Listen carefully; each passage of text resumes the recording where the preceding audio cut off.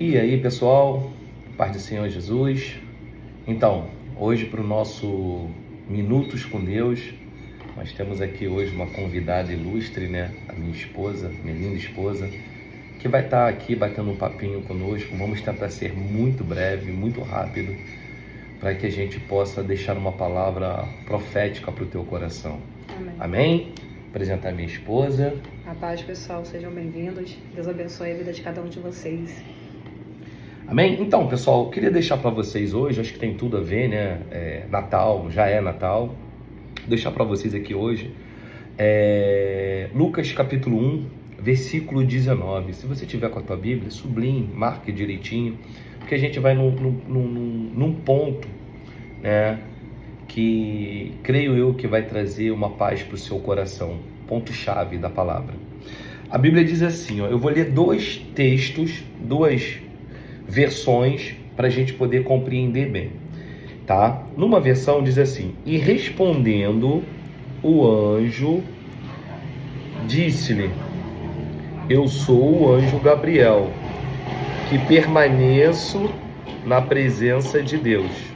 Eu sou enviado para falar-se e para mostrar-te estas alegres notícias. Preste atenção nessa palavra, alegres notícias. Então, pessoal, nós lemos em uma Bíblia, tá? E nós vamos passar para uma outra versão que eu acho que dá para entender um pouco melhor. No mesmo versículo 19, continua assim, ó: respondeu-lhe o anjo, eu sou o Gabriel, que assisto, né, diante de Deus, e fui enviado para te trazer estas boas novas. São essas palavras que a gente está querendo hoje, né, trabalhar um pouquinho em cima. Essas duas palavras, boas novas, essa pequena frase, né? Minha esposa quer falar alguma coisa? Eu fico pensando, uma pergunta que eu queria fazer era: o que se aplicava a essas boas novas naquele tempo? O que você acha, o que você vê, o que você entende que significava essas boas novas naqueles tempos? E o que isso se aplica nos dias de hoje para nossas vidas? Então, vamos falar daquele tempo rapidinho, né? A gente sabe que o povo de Israel é um povo sofrido. Viveu 400 anos do seu tempo ali, Cativos. No silêncio.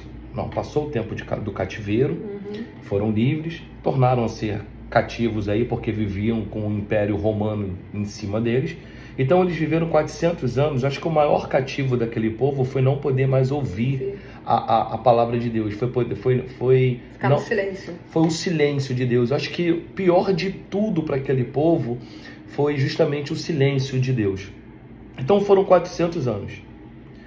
E aí de repente vem a promessa de Deus, que enviaria, né, um Salvador, um libertador.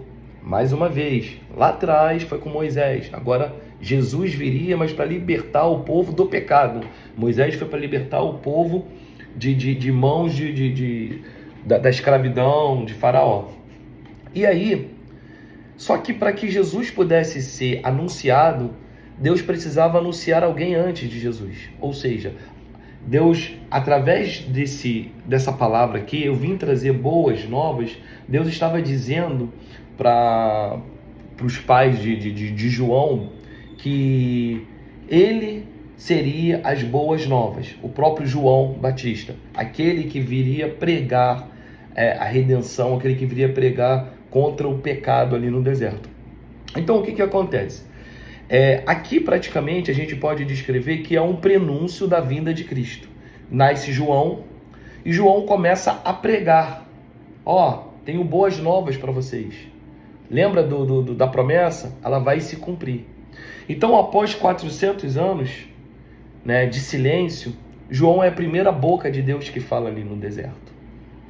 E o que a gente pode aplicar para os dias de hoje? Imagina o povo naquela época viveu 400 anos com a mesma página, sem ter uma página virada na sua vida. A página não virava porque não tinha novidade. E nós podemos trazer essa pequena palavra aqui, né, para os dias de hoje. Porque nós nascemos, crescemos e nós escrevemos a nossa própria história no nosso livro, em um livro. e nós viramos a página e vamos escrevendo até o final a nossa próxima página de uma história. Porém, existe um determinado momento que quando a gente entende que a gente está cansado daquilo, que a gente precisa de uma salvação, que a gente precisa de uma mudança, que a gente precisa ter perspectiva, porque aquele povo não tinha perspectiva, aquele povo já não tinha mais esperança, nós começamos a fazer o quê? A Bíblia diz que Jesus bate na porta, e aí a gente abre, e aí ele entra e ceia com a gente. Essa expressão ceiar com a gente são as boas novas de Jesus Cristo para as nossas vidas. Então, nós escrevemos umas páginas e muitas das vezes nós queremos colocar um ponto final, só que Deus, ele não é um Deus de ponto final, ele é um Deus de vírgula. Em toda a nossa história, Deus vai colocar uma vírgula. Por quê? Porque ele quer pegar uma página em branco e começar a escrever uma nova história. Deu para compreender? Então, irmãos, Deus tem uma nova história, ele tem boas novas para você a partir desse momento, porque eu creio na palavra de Deus. A partir desse momento, o seu ciclo ele vai chegar ao fim. Pessoas vão passar pela sua vida, pessoas vão deixar saudades, pessoas vão te abençoar, pessoas vão ser abençoadas por você. Você vai viveu coisas inéditas, inexplicáveis, experiências que talvez não tenham sido tão boas para você, mas o que nós queremos deixar para você nessa manhã é que de hoje em diante não será mais você que será o dono da caneta, mas será o Senhor Deus que será o dono dessa caneta. Hoje ele toma essa caneta da sua mão e ele escreve a sua história através do seu livro.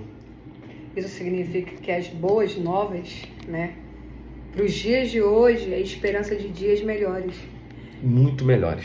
É a esperança de tempos, né, gloriosos na nossa vida, porque a partir do momento que a nossa história começa a ser escrita pelo dedo de Deus, pela caneta de Deus, né? Glória! Sim, significa que são tempos gloriosos na nossa vida, né? Então, tome essa palavra para a tua vida e deixa o Senhor escrever essa história. Deixa o Senhor pegar a sua caneta e escrever uma nova história na sua vida. Então, eu queria fazer uma pergunta para vocês aí. E vocês vão responder para você mesmo. Não para gente, mas para você mesmo, né? Seja sincero consigo mesmo, né? Pense em tudo que você viveu até hoje, com a sua caneta. Pensa nas coisas velhas. Pense nas coisas que você viveu até hoje. E aí uma pergunta eu quero deixar para você. Você tem vivido tempos difíceis? A Bíblia não diz que quando Jesus vier, nós vamos deixar de passar tempos difíceis para viver tempos bons.